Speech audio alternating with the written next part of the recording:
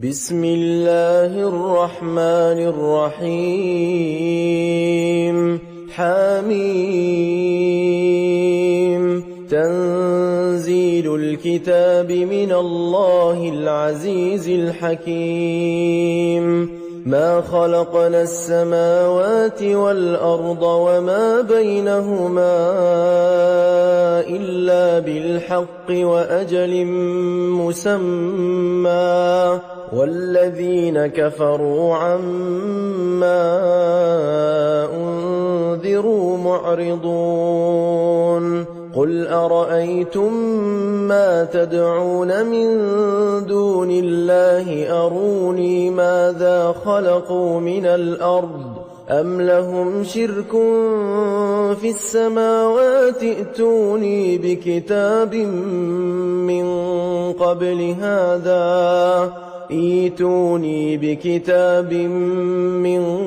قبل هذا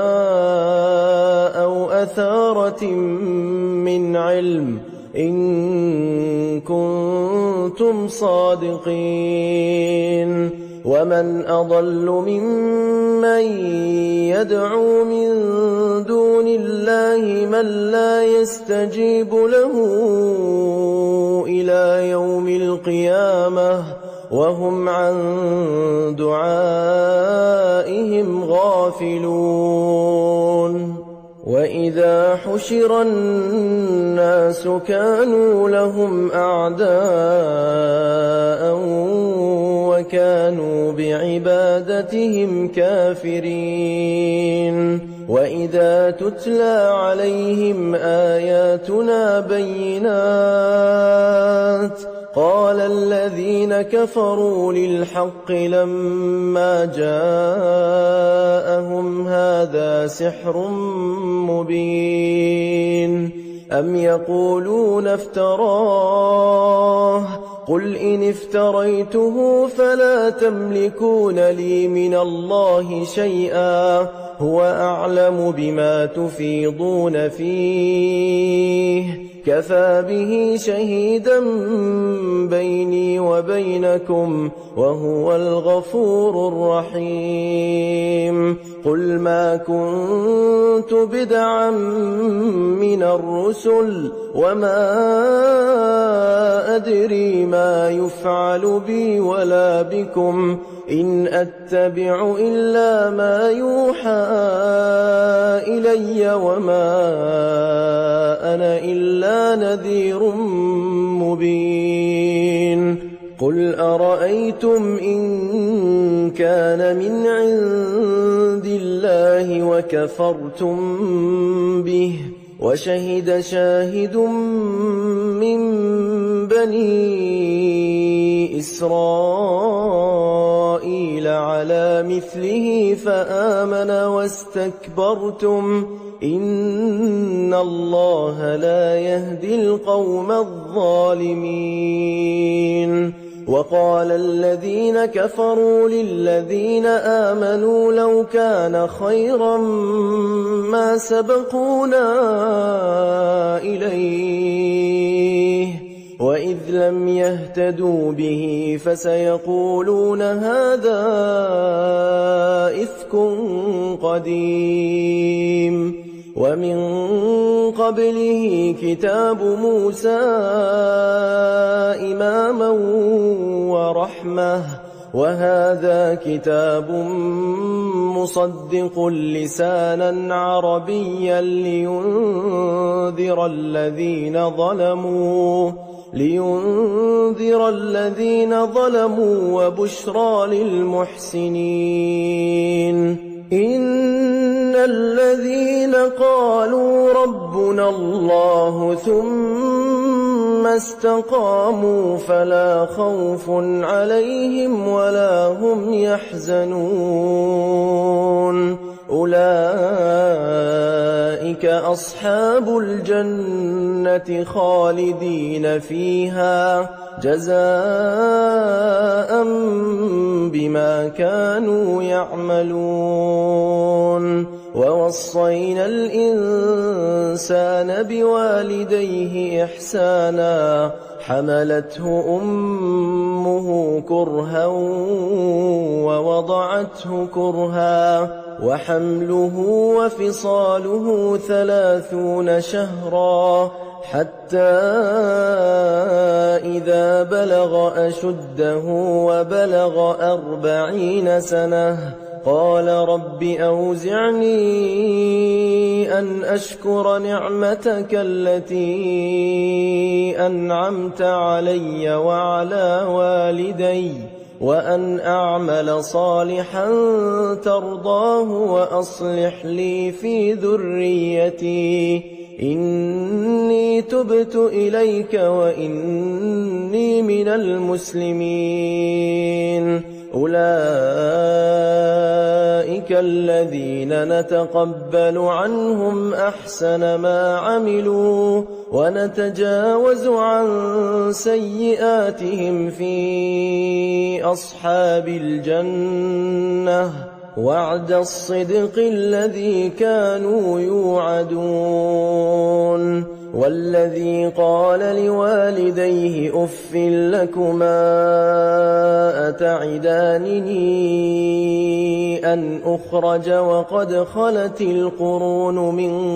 قبلي وهما يستغيثان الله ويلك آمن إن وعد الله حق، فيقول ما هذا إلا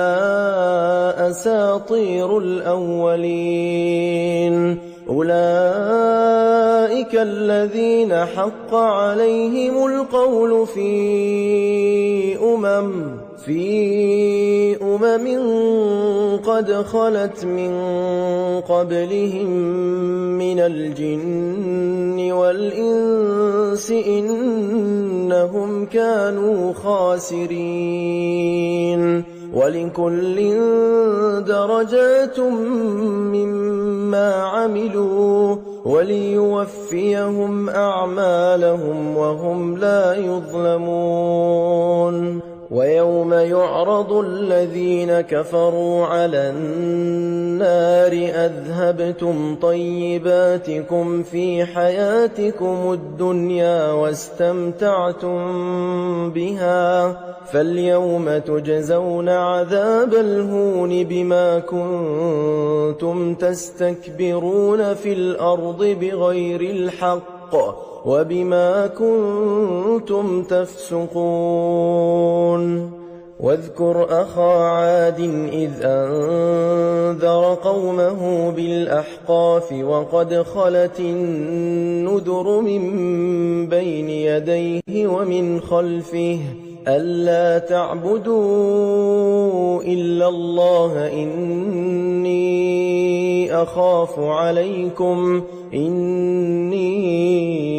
أخاف عليكم عذاب يوم عظيم. قالوا أجئتنا لتأفكنا عن آلهتنا فأتنا بما تعدنا إن كنت من الصادقين. قال إنما العلم عند الله وأبلغكم ما أرسلت به ولكني أراكم قوما تجهلون. فلما رأوه عارضا مستقبل أوديتهم قالوا هذا عارض ممطرنا بل هو ما استعجلتم به ريح فيها عذاب أليم تدمر كل شيء بأمر ربها فأصبحوا لا يرى إلا مساكنهم كذلك نجزي القوم المجرمين. ولقد مكناهم في ماء مكناكم فيه وجعلنا لهم سمعا وأبصارا وأفئدة فما أغنى عنهم سمعهم ولا أبصارهم ولا أفئدتهم من شيء إذ كانوا يجحدون بآيات الله وحاق بهم ما كانوا به يستهزئون ولقد أهلكنا ما حولكم من القرى وصرفنا الآيات لعلهم يرجعون فلولا نصرهم الذين اتخذوا من دون الله قربانا آلهة بل ضلوا عنهم وذلك إفكهم وما كانوا يفترون وإذ صرفنا إليك نفرا من الجن يستمعون القرآن فلما حضروه قالوا أنصتوا فلما قضي ولوا إلى قومهم منذرين قالوا يا قومنا إنا سمعنا كتابا أنزل من بعد موسى مصدقا لما بين يديه يهدي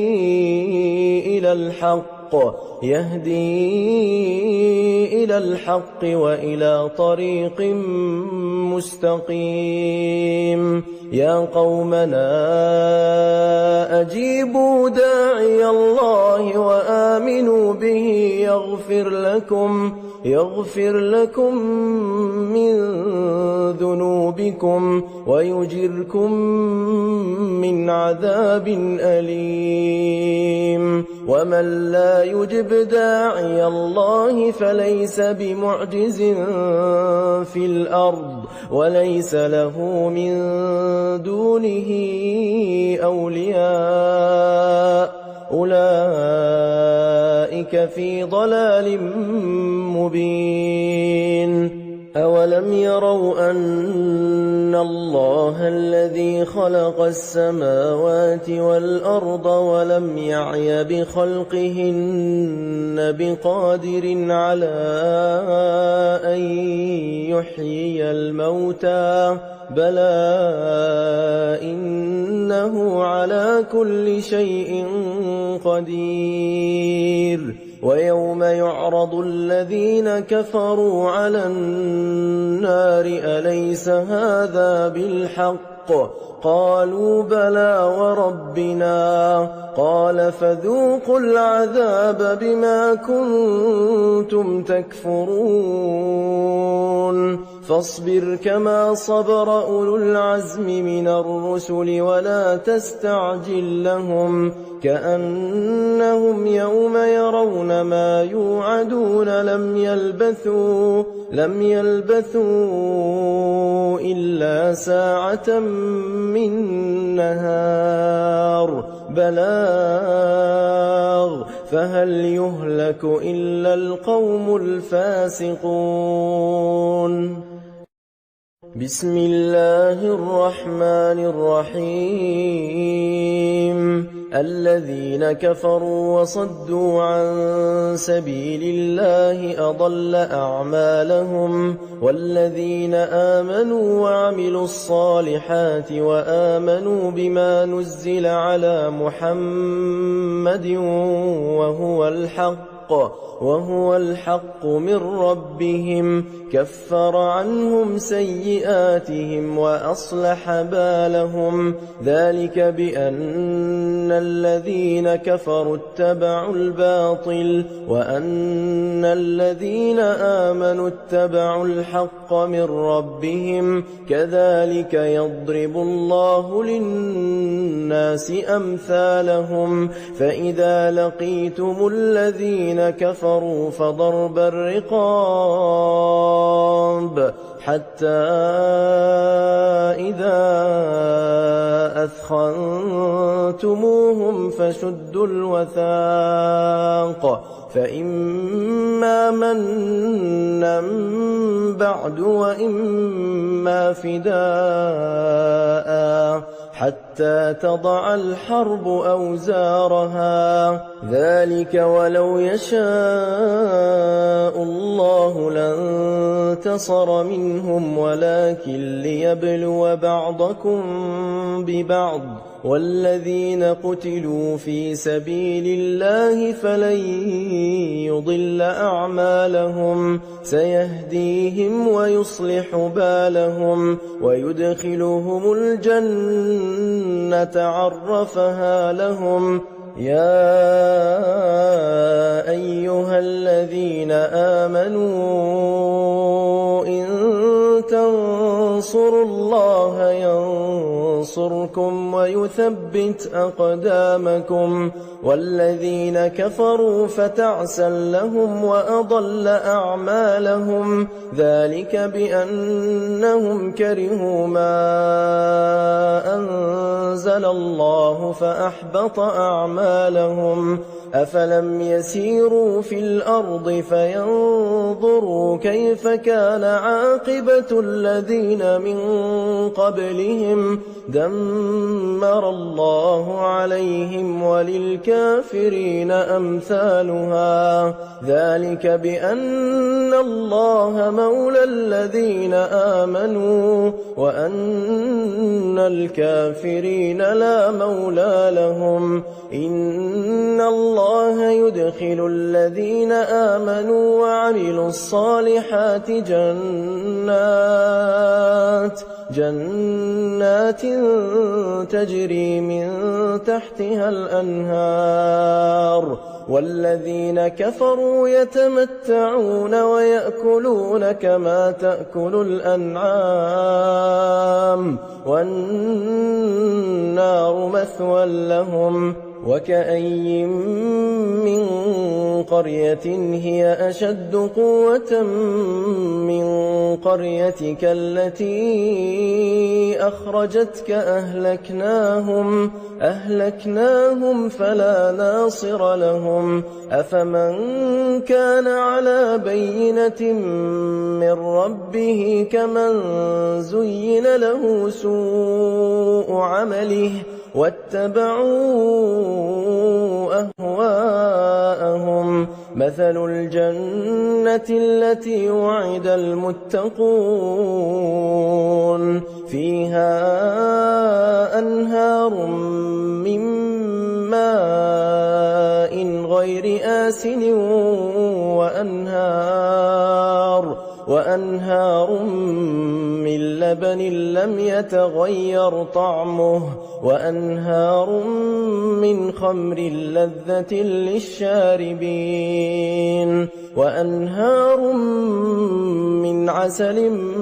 مصفى ولهم فيها من كل الثمرات ومغفرة من ربهم كمن هو خالد في النار وسقوا ماء حميما فقطع أمعاءهم ومنهم من يستمع إليك حتى إذا خرجوا من عندك قالوا للذين أوتوا العلم ماذا قال آنفا أولئك الذين طبع الله على قلوبهم واتبعوا أهواءهم والذين اهتدوا زادهم هدى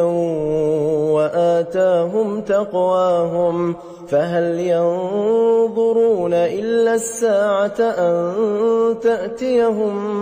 بغتة فقد جاء أشراطها فأنى لهم إذا جاءتهم ذكراهم فاعلم أنه لا إله إلا الله واستغفر لذنبك وللمؤمنين والمؤمنات والله يعلم متقلبكم ومثواكم. ويقول الذين آمنوا لولا نزلت سورة فإذا أنزلت سورة محكمة وذكر فيها القتال رأيت الذين في قلوبهم مرض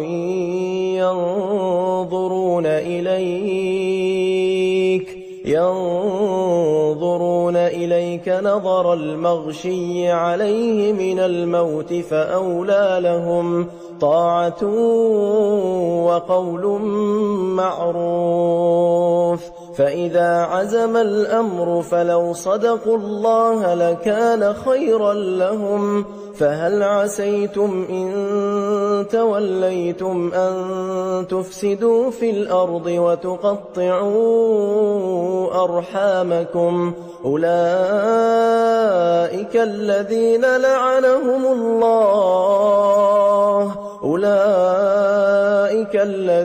لعنهم الله فأصمهم وأعمى أبصارهم أفلا يتدبرون القرآن أم على قلوب أقفالها إن الذين ارتدوا على أدبارهم من بعد ما تبين لهم الهدى الشيطان سول لهم وأملى لهم ذلك بأنهم قالوا للذين كرهوا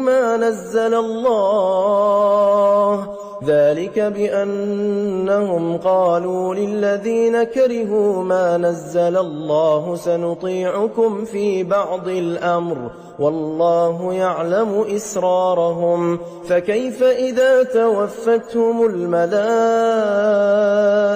يضربون وجوههم وأدبارهم ذلك بأنهم اتبعوا ما أسخط الله وكرهوا رضوانه فأحبط أعمالهم. أم حسب الذين في قلوبهم مرض أن لن يخرج الله أضغانهم ولو نشاء لأريناكهم فلعرفتهم بسيماهم ولتعرفنهم في لحن القول والله يعلم أعمالكم. ولنبلونكم حتى نعلم المجاهدين منكم والصابرين ونبلو أخباركم. إن الذين كفروا وصدوا عن سبيل الله وشاقوا الرسول من بعد ما تبين لهم الهدى لن يضروا الله شيئا وسيحبط أعمالهم. يا أيها الذين آمنوا أطيعوا الله وأطيعوا الرسول ولا تبطلوا أعمالكم. إن الذين كفروا وصدوا عن سبيل الله ثم ماتوا وهم كفار فلن يغفر الله لهم. فلا تهنوا وتدعوا إلى السلم وأنتم الأعلون والله معكم ولن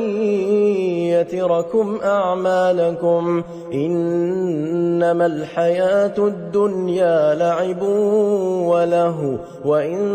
تؤمنوا وتتقوا يؤتكم أجوركم ولا يسألكم أموالكم. إن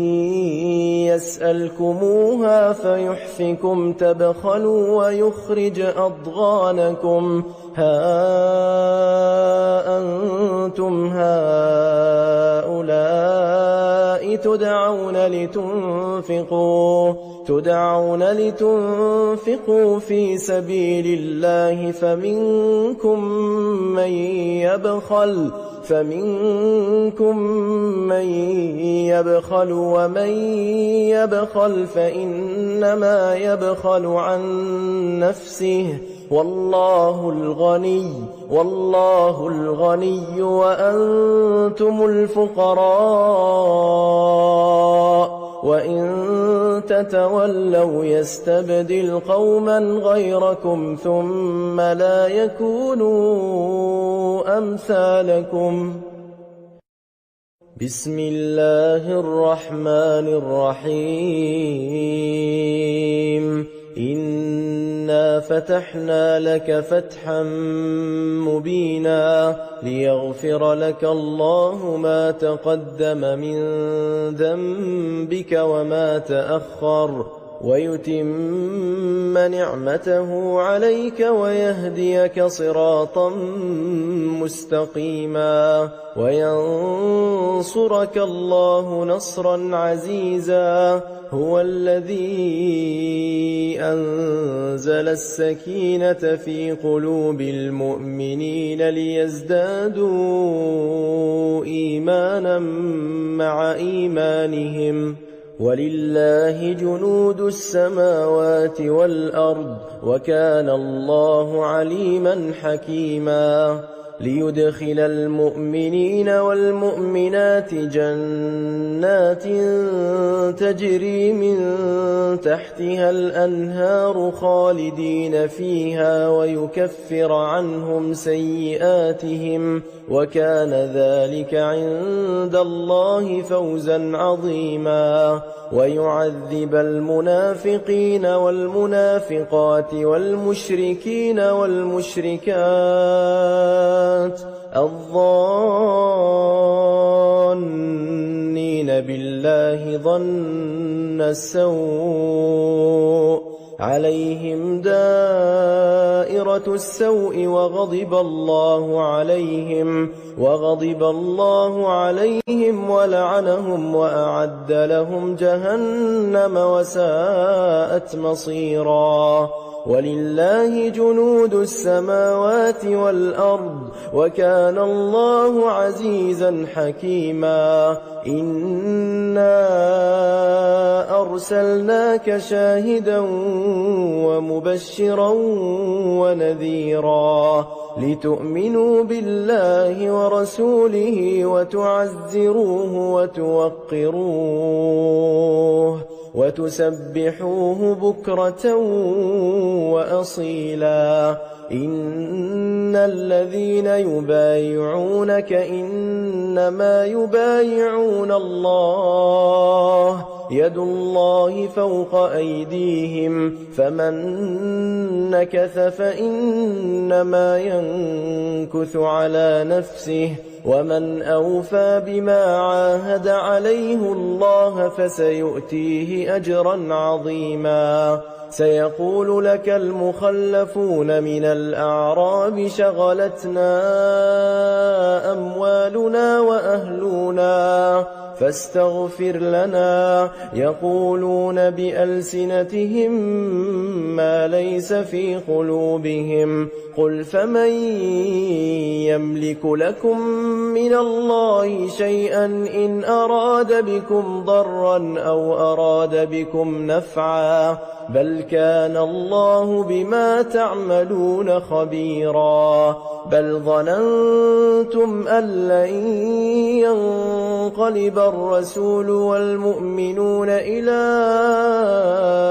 أهليهم أبدا وزين ذلك في قلوبكم وظننتم ظن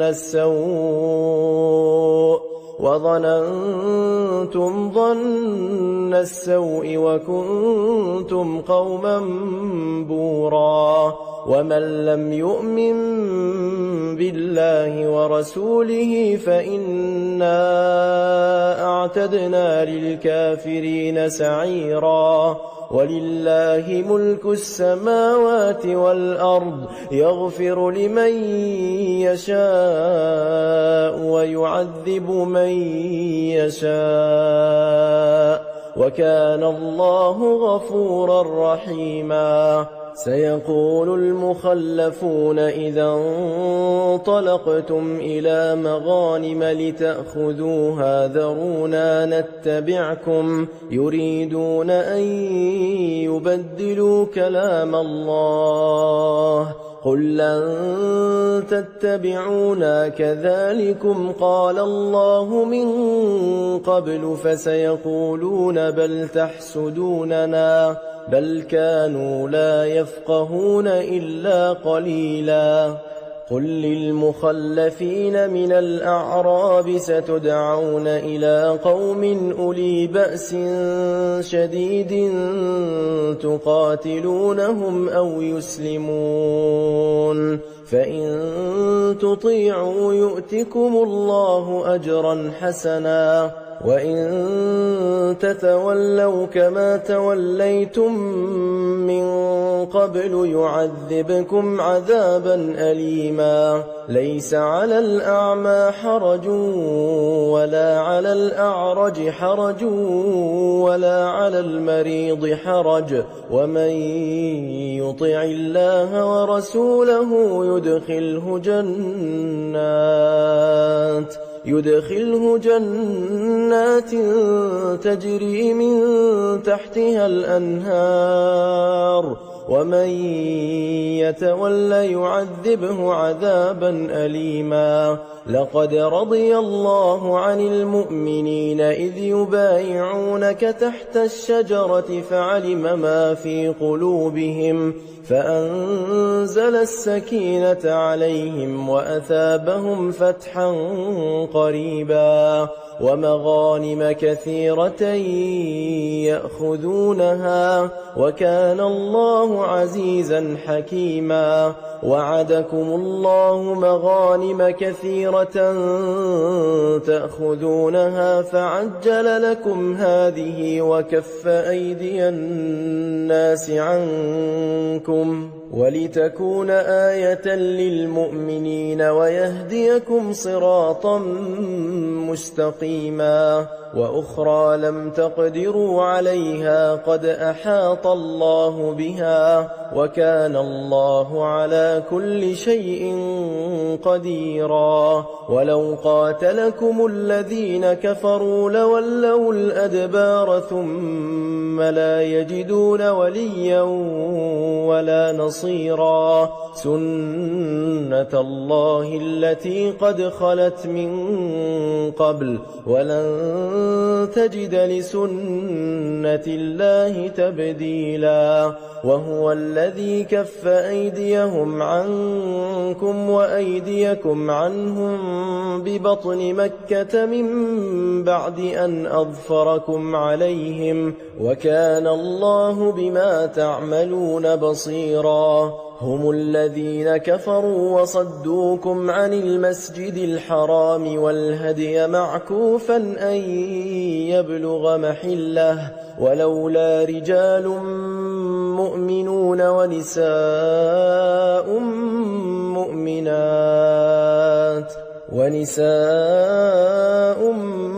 مؤمنات لم تعلموهم أن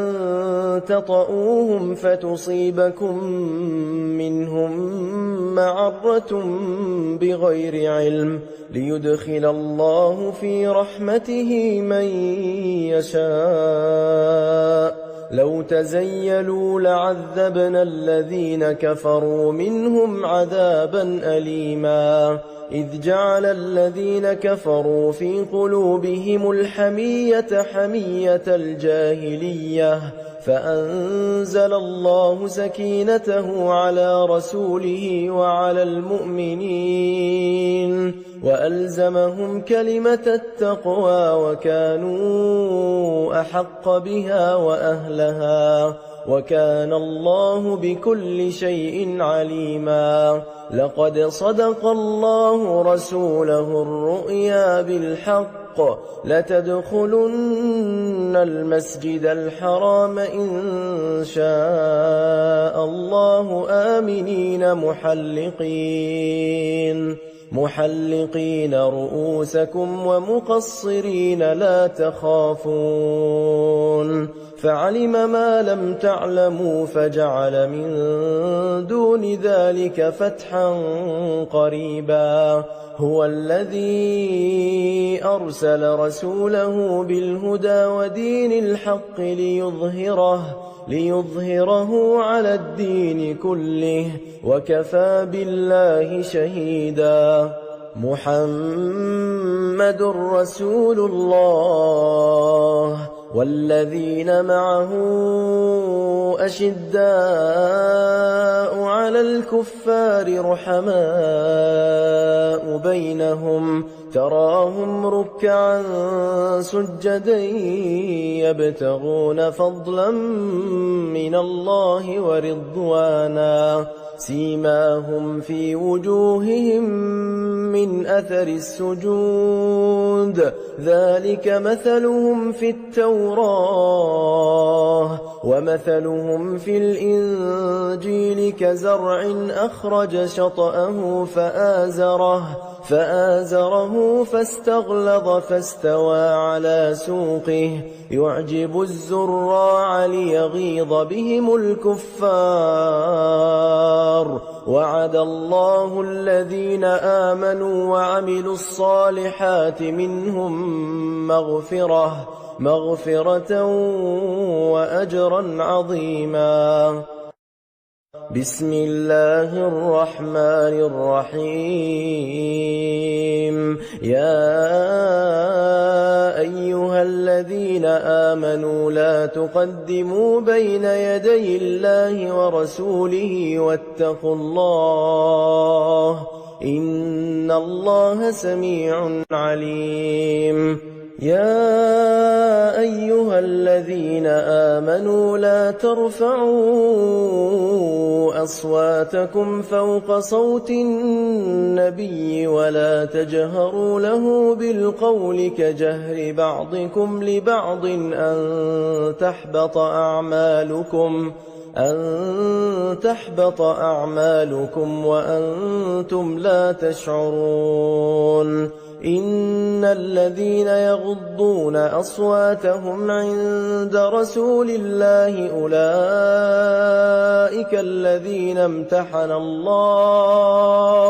أولئك الذين امتحن الله قلوبهم للتقوى لهم مغفرة وأجر عظيم إن الذين ينادونك من وراء الحجرات أكثرهم لا يعقلون ولو أنهم صبروا حتى تخرج إليهم لكان خيرا لهم والله غفور رحيم يا أيها الذين آمنوا إن جاءكم فاسق بنبأ فتبينوا أن تصيبوا قوما بجهالة فتصبحوا على ما فعلتم نادمين واعلموا أن فيكم رسول الله لو يطيعكم في كثير من الأمر لعنتم ولكن الله حبب إليكم الإيمان وزينه في قلوبكم وكره إليكم الكفر والفسوق والعصيان أولئك هم الراشدون فضلا من الله ونعمه والله عليم حكيم وإن طائفتان من المؤمنين اقتتلوا فأصلحوا بينهما فإن بغت إحداهما على الأخرى فقاتلوا التي تبغي حتى تفيء إلى أمر الله فإن فاءت فَسَاءَتْ فَأَصْلِحُوا بَيْنَهُمَا بِالْعَدْلِ وَأَقْسِطُوا إِنَّ اللَّهَ يُحِبُّ الْمُقْسِطِينَ إِنَّمَا الْمُؤْمِنُونَ إِخْوَةٌ فَأَصْلِحُوا بَيْنَ أَخَوَيْكُمْ وَاتَّقُوا اللَّهَ لَعَلَّكُمْ تُرْحَمُونَ يَا أَيُّهَا الَّذِينَ آمَنُوا لَا يَسْخَرْ قَوْمٌ مِّن قَوْمٍ عَسَىٰ أَن يَكُونُوا خَيْرًا مِّنْهُمْ وَلَا نِسَاءٌ مِّن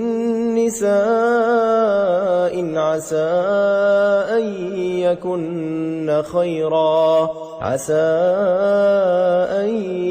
يَكُنَّ خَيْرًا مِّنْهُنَّ وَلَا تَلْمِزُوا أَنفُسَكُمْ وَلَا تَنَابَزُوا بِالْأَلْقَابِ بِئْسَ الاسم الفسوق بعد الإيمان ومن لم يتب فأولئك هم الظالمون يا أيها الذين آمنوا اجتنبوا كثيرا من الظن إن بعض الظن إثم ولا تجسسوا ولا يغتب بعضكم بعضا أيحب أحدكم أن يأكل لحم أخيه ميتا فكرهتموه واتقوا الله إن الله تواب رحيم يا أيها الناس إنا خلقناكم من ذكر وأنثى وجعلناكم شعوبا وقبائل لتعارفوا إن أكرمكم عند الله أتقاكم إن الله عليم خبير قالت الأعراب آمنا قل لم تؤمنوا ولكن قولوا أسلمنا ولما يدخل الإيمان في قلوبكم وإن تطيعوا الله ورسوله لا يلتكم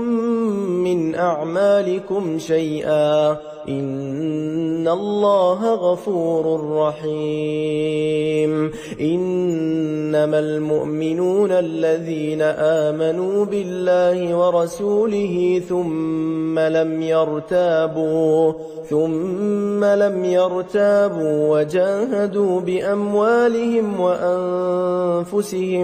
وجاهدوا بأموالهم وأنفسهم في سبيل الله أولئك هم الصادقون قل أتعلمون الله بدينكم والله يعلم ما في السماوات وما في الأرض والله بكل شيء عليم يمنون عليك أن أسلموا قل لا تمنوا علي إسلامكم بل الله يمن عليكم أن هداكم للإيمان إن كنتم صادقين إن الله يعلم غيب السماوات والأرض والله بصير بما تعملون بسم الله الرحمن الرحيم قاف والقرآن المجيد بل عجبوا أن جاءهم منذر منهم فقال الكافرون هذا شيء عجيب أإذا متنا وكنا ترابا ذلك رجع بعيد قد علمنا ما تنقص الأرض منهم وعندنا كتاب حفيظ بل كذبوا بالحق لما جاءهم فهم في أمر مريج أفلم ينظروا إلى السماء فوقهم كيف بنيناها وزيناها وما لها من فروج والأرض مددناها وألقينا فيها رواسي وأنبتنا فيها من كل زوج بهيج تبصرة وذكرى لكل عبد منيب ونزلنا من السماء ماء مباركا فأنبتنا به جنات وحب الحصيد والنخل باسقات لها طلع نضيد رزقا للعباد وأحيينا به بلدة ميتا كذلك الخروج كذبت قبلهم قوم نوح وأصحاب الرس وثمود وعاد وفرعون وإخوان لوط وأصحاب الأيكة وقوم تبع كل كذب الرسل فحق وعيد أفعينا بالخلق الأول بل هم في لبس من خلق جديد ولقد خلقنا الإنسان ونعلم ما توسوس به نفسه ونحن أقرب إليه من حبل الوريد إذ يتلقى المتلقيان عن اليمين وعن الشمال قعيد ما يلفظ من قول إلا لديه رقيب عتيد وجاءت سكرة الموت بالحق ذلك ما كنت منه تحيد ونفخ في الصور ذلك يوم الوعيد وجاءت كل نفس معها سائق وشهيد لقد كنت في غفلة من هذا فكشفنا عنك غطاءك فبصرك اليوم حديد وقال قرينه هذا ما لدي عتيد ألقيا في جهنم كل كفار عنيد مناع للخير معتد مريب الذي جعل مع الله إلها آخر فألقياه في العذاب الشديد قال قرينه ربنا ما أطغيته ولكن كان في ضلال بعيد قال لا تختصموا لدي وقد قدمت إليكم بالوعيد ما يبدل القول لدي وما أنا بظلام للعبيد يوم نقول لجهنم هل امتلأت وتقول هل من مزيد وأزلفت الجنة للمتقين غير بعيد هذا ما توعدون لكل أواب حفيظ من خشي الرحمن بالغيب وجاء بقلب منيب ادخلوها بسلام ذلك يوم الخلود لهم ما يشاءون فيها ولدينا مزيد وكم أهلكنا قبلهم من قرن هم أشد منهم بطشا فنقبوا في البلاد هل من محيص إن في ذلك لذكرى لمن كان له قلب أو ألقى السمع وهو شهيد ولقد خلقنا السماوات والأرض وما بينهما في 6 أيام وما مسنا من لغوب فاصبر على ما يقولون وسبح بحمد ربك قبل طلوع الشمس وقبل الغروب ومن الليل فسبحه وأدبار السجود واستمع يوم ينادي المناد من مكان قريب يوم يسمعون الصيحة بالحق ذلك يوم الخروج إنا نحن نحيي ونميت وإلينا المصير يوم تشقق الأرض عنهم سراعا ذلك حشر علينا يسير نحن أعلم بما يقولون وما أنت عليهم بجبار فذكر بالقرآن من يخاف وعيد بسم الله الرحمن الرحيم